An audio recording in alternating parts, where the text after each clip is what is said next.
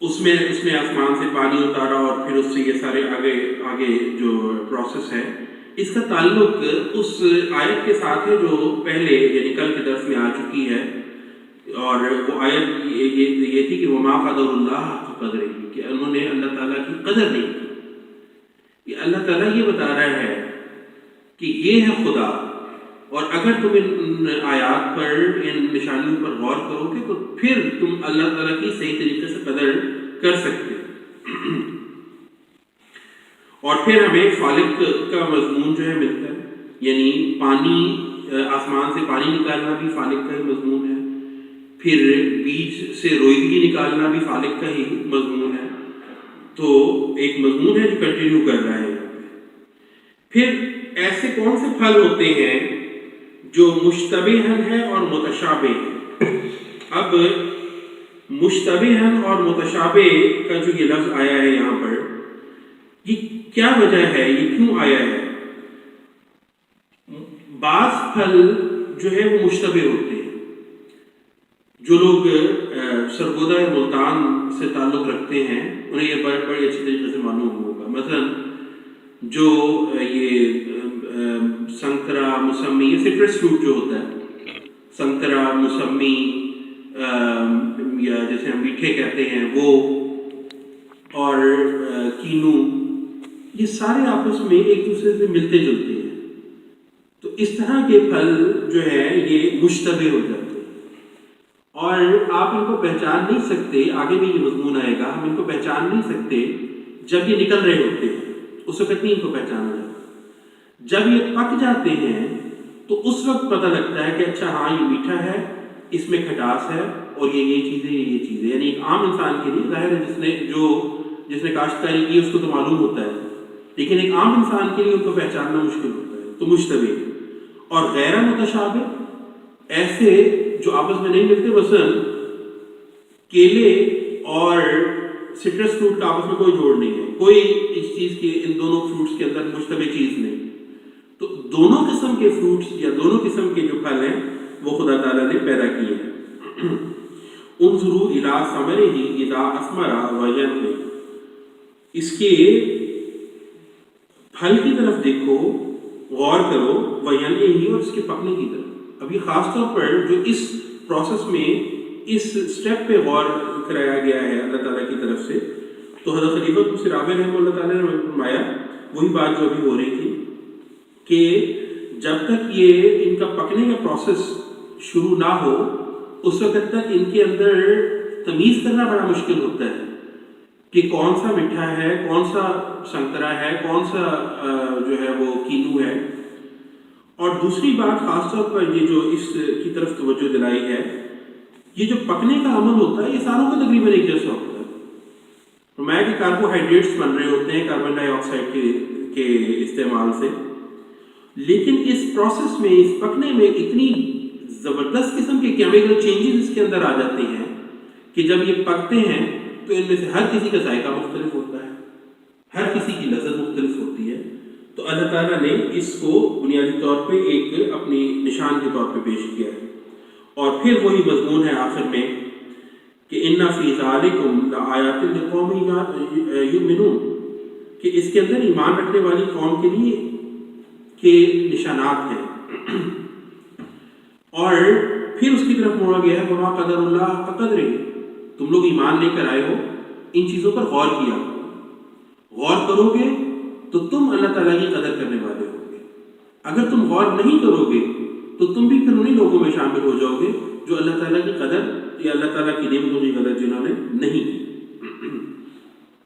وَجَعَلُوا لِلَّهِ شُرَكَاءَ الْجِنَّ وَخَلَقَهُمْ وَخَرَقُوا لَهُ بَنِينَ وَبَنَاتٍ بِغَيْرِ عِلْمٍ، اور انہوں نے جنوں کو اللہ کے شریک بنا لیا ہے جبکہ اسی نے انہیں پیدا کیا ہے، اور انہوں نے بغیر کسی علم کے اس کے لیے بیٹے اور بیٹیاں گھڑ لیے ہیں۔ سبحانہ وتعالی عما یصفون، وہ پاک ہے وہ اور اس سے بہت بلند ہے جو وہ بیان کرتے ہیں۔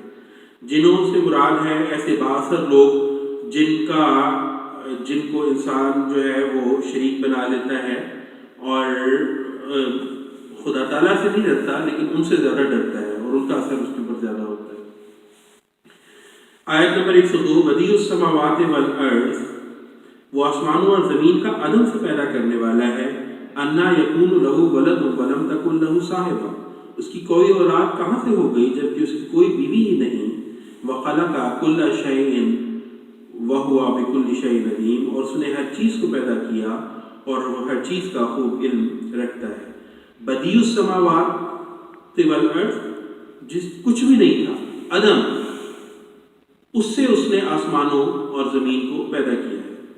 خالق نہیں ہے بلکہ خالق کے ساتھ ساتھ بدیع السماوات بھی ہے، کیونکہ ہلکا سا میں بتا دیتا ہوں کہ جو آریہ مذہب تھا یا ہندوؤں کا، اس میں یہ تھا کہ جو روحیں اور ذرات ہیں یہ ہمیشہ سے ہیں، اور خدا تعالیٰ نے ان روحوں اور ذرات کو جوڑ جوڑ کے تخلیق کی ہے۔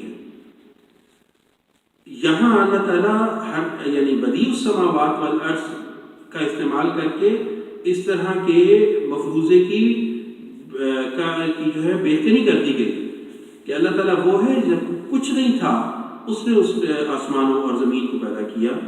انا یکون لہ ولد ولم تکن لہ صاحبہ، تم جو یہ بیٹے بیٹیاں اس کے لیے بناتے ہو، اس کے لیے بیٹا بناتے ہو، خاص طور پہ عیسائی بناتے ہو، کیسے اس کا بیٹا ہو سکتا ہے جبکہ اس کی کوئی بیوی ہی نہیں ہے، صاحبہ، بیوی ہی نہیں۔ خلیفہ مسیح رابع رحمہ اللہ تعالیٰ نے فرمایا کہ اس آیت کو لے کر میں نے عیسائی اور خاص طور پہ یہوہ وٹنس والے جو ہیں ان کے ساتھ ان کو ایسی یعنی دلیل دی کہ اس کا کوئی ان کے پاس جواب نہیں تھا کہ تم جو یہ کہتے ہو کہ حضرت عیسیٰ علیہ السلام اللہ تعالیٰ کے بیٹے ہیں تو پھر ان کی کوئی بیوی بھی ہوگی، تو حضرت مریم علیہ السلام تمہارے عقیدے کے مطابق کیا ہے؟ ان کی بیوی ہے۔ اگر تو وہ ان کی بیوی تھیں اور اگر مسٹریس تھیں، اگر تو بیوی تھیں تو پھر یوسف سے شادی کیوں ہوئی بعد میں؟ اگر کہتے ہو کہ یوسف سے شادی بھی ہو گئی یعنی گویا اللہ خود نعوذ باللہ خدا کی بھی بیوی تھی، خدا باپ کی بھی بیوی تھی اور یوسف کی بھی بیوی بن گئی، تو یہ تو پھر ایڈلٹری ہو گئی، پھر تو یہود کا الزام صحیح ثابت ہو گیا۔ اور اگر یہ کہتے ہو کہ وہ بیوی نہیں تھی، مسٹریس تھیں، تو پھر بھی یہود کا الزام صحیح ثابت ہوتا ہے کہ نعوذ باللہ من ذالک مسیح جو تھا وہ ایک نعوذ باللہ من ذالک ناجائز اولاد تھی اور وہ اولاد تھی معتبر۔ تو اس لحاظ سے حضور فرماتے ہیں کہ ان کے پاس کوئی جواب نہیں ہوتا پھر ان باتوں کا۔ آیت نمبر 103 ذالکم اللہ ربکم، یہ اللہ تمہارا رب ہے، لا الہ الا ہو، اس کے سوا کوئی معبود نہیں، خالق کل شیء فاعبدوہ، ہر چیز کا خالق ہے بس اس کی عبادت کرو، وہو علی کل شیء وکیل، اور وہ ہر چیز پر نگران ہے۔ فاعبدوہ پہلے بھی بات ہو چکی ہے کہ حضرت عیسیٰ فاعبدوہ بھی حضرت عیسیٰ علیہ السلام کی جو خدائی ہے اس کے خلاف دلیل ہے، کیونکہ حضرت عیسیٰ علیہ السلام نے بائبل میں اناجیل میں کہیں بھی اپنی عبادت کے لیے نہیں کہا، اور خدا وہ ہے جس کی عبادت کی جاتی ہے۔ ہمیشہ حضرت عیسیٰ علیہ السلام نے خدا کی عبادت کے لیے کہا ہے، کبھی اپنی یا رول قدس کی عبادت کے لیے نہیں کہا۔ آیت نمبر 104 لا تدرکہ الابصار وہو یدرک الابصار وہو اللطیف الخبیر، آنکھیں اس کو نہیں پا سکتی، ہاں وہ خود آنکھوں تک پہنچتا ہے اور وہ بہت باریک بین اور ہمیشہ باخبر رہنے والا ہے، وہ بہت لطیف اور بہت باخبر رہنے والا ہے۔ ادرکا، ادراک ہونا یا درک ہونا، کسی چیز کی گہرائی میں جا کے اس کی کنوں کی واقفیت ہو جانا، اس کو درک کہتے ہیں۔ اللہ تعالیٰ تک جو مضمون ہے وہ یہ ہے کہ اللہ تعالیٰ تک کوئی آنکھ، کوئی سوچ، کوئی دلی جذبہ، کوئی کوشش، کوئی تصور اس وقت تک نہیں اللہ تعالیٰ تک پہنچ سکتی جب تک کہ اللہ تعالیٰ کی طرف سے نور رہنمائی کے لیے نہ ہو۔ اس لیے کوئی ایسا اگر کوئی قوم ہے جس کا آغاز جو ہے مشرک قوم، جس کا آغاز جو ہے وہ توحید سے نہیں ہوا، تو ہم یہ دیکھیں گے کہ کبھی یہ نہیں ہوگا کہ خود بخود جو ہے with the passage of time ایک ایولیوشن کے تحت جو ہے وہ ان کا ایولیوشن کے تحت جو ہے ان کا جو ان کے اندر توحید کا جو مضمون جو ہے وہ جاری ہوتا ہے، کبھی ایسا نہیں ہوتا۔ ہاں اس کے خلاف ضرور ہوتا ہے کہ جو مذہب ہیں جہاں اللہ تعالیٰ کی طرف سے جو مذاہب ہیں اور جو قومیں ہیں خدا تعالیٰ کی طرف سے نور حاصل ہوا اور مذہب آیا اور توحید سے آغاز ہوا، جس طرح اس نور سے وہ دور ہوتے جاتے ہیں ان کے اندر شرک پھیلتا ہے۔ تو اللہ تعالیٰ کی توحید کے قیام کے لیے خدا تعالیٰ کے نور کی ضرورت بھی ہے۔ پھر یہ جو آیت ہے یہ جواب ہے اس ایک سوال کا یا اعتراض کا کہ خدا تعالیٰ اگر ہے تو وہ نظر کیوں نہیں آتا۔ اس آیت میں اللہ تعالیٰ نے اس کا جواب دیا ہے، لا تدرکہ الابصار، کوئی آنکھ اس تک نہیں پہنچ سکتی، وہو یدرک الابصار، اور وہ آنکھوں تک پہنچتا ہے، نظر تک پہنچتا ہے، وہو اللطیف الخبیر، وہ لطیف ہے۔ لطیف کون سی چیز ہوتی ہے؟ وہ صرف لطیف نہیں ہے، اللطیف ہے۔ لطیف کون سی چیز ہوتی ہے؟ لطیف وہ چیز ہوتی ہے جس کا کوئی جسم نہ ہو۔ تو یہ کیسے ممکن ہے کہ تم اپنی جسمانی آنکھوں سے ایک ایسے وجود کو دیکھ سکو جو جس کا جسم نہیں ہے بلکہ وہ اللطیف ہے؟ وہ سب سے زیادہ لطیف چیزوں میں سے لطیف تر ہے، ترین ہے۔ اور لطیف چیزوں کا وجود ہمارے ہاں ہے، یہ ضروری نہیں ہے کہ اگر مجھے ایک چیز نظر آ رہی ہے تو ہی میں اس کے وجود کو مانوں۔ مثلا ہوا ہمیں نظر نہیں آتی، آکسیجن ہمیں نظر نہیں آتی، اسی طرح جو کرنٹ ہے، برقی لہریں ہیں، وہ ہمیں نظر نہیں آتی، لیکن ہم اس کے ایفیکٹ سے، اس کے وجود کے حوالے سے جان سکتے ہیں، ان چیزوں کے وجود کے حوالے سے۔ اور ہم میں سے اگر کوئی یہ کہے، ہزاروں انسان بھی آئے اور ہمارے سامنے یہ کہیں کہ ہوا کا کوئی وجود نہیں ہے، کرنٹ کا کوئی وجود نہیں ہے، تو ہم نہیں مانیں گے ان کی بات۔ اس کی وجہ یہ ہے کہ ان کے ایفیکٹ جو ہیں وہ ہمیں دکھا رہے ہیں کہ وہ چیزیں ہیں۔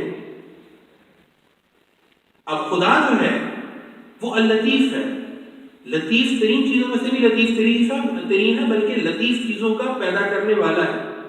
تو یہ کس طرح ممکن ہے کہ وہ جسمانی آنکھ سے نظر آئے؟ لیکن دوسری طرف خدا کو یہ معلوم ہے کہ یہ جو انسان ہے جس کو میں نے پیدا کیا ہے، اس کی فطرت میں ہے کہ یہ اپنے پیدا کرنے والے کو جاننا چاہتا ہے، تو اس نے ہمیں اکیلا نہیں چھوڑا۔ وہو یدرک الابصار، تم اسے نہیں دیکھ سکتے، وہ تم تک پہنچے گا، وہ ایسی دلیلوں کے ذریعے، اپنی وحی کے ذریعے، اپنے الہام کے ذریعے تم تک پہنچے گا اور تمہیں اپنے ہونے کا احساس دلائے گا۔ اور لطیف اور خبیر کا آپس میں گہرا تعلق ہے، کیونکہ جو لطیف ہو وہ زیادہ خبر رکھنے والا ہوتا ہے۔ مثلا حضرت سید رابعہ رحمہ اللہ نے مثال دی ایکس رے۔ ایکس رے ایک لطیف چیز ہے، لیکن آپ کے جسم کے اندر جا کے آپ کے اندر تک کی چیزوں کو باہر نکال کے لے آتی ہے۔ تو وہ خدا اللطیف ہے، اس لیے الخبیر بھی ہے، وہ اندر اور باہر سب چیزوں کو جاننے والا ہے۔